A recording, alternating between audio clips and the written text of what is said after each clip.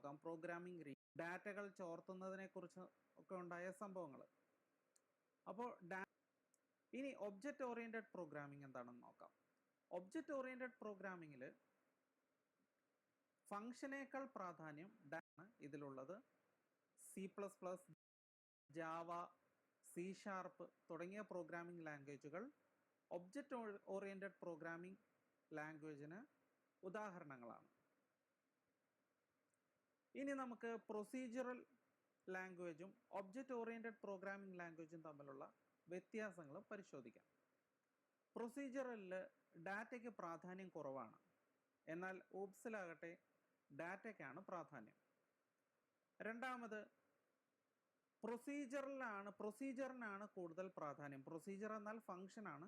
അപ്പോൾ ഫംഗ്ഷനാണ് കൂടുതൽ പ്രാധാന്യം, എന്നാൽ ഓപ്സിൽ ഫംഗ്ഷന് പ്രാധാന്യം കുറവാണ്. മൂന്നാമത്തെ വ്യത്യാസം നോക്കാം.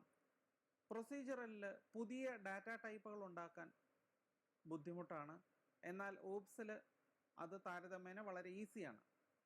പ്രൊസീജിയറൽ ലാംഗ്വേജിലാകട്ടെ നിത്യജീവിതവുമായി ബന്ധം കുറവാണ്, എന്നാൽ ഓപ്സിൽ നമ്മുടെ ജീവിതവുമായി ബന്ധപ്പെട്ട് കിടക്കുന്ന കാര്യങ്ങളാണ് കൂടുതലും.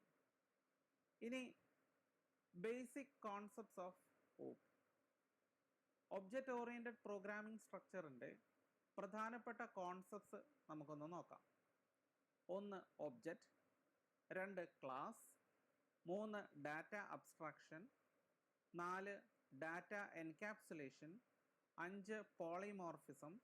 6. ഇൻഹെറിറ്റൻസ്. 7. മോഡുലാരിറ്റി.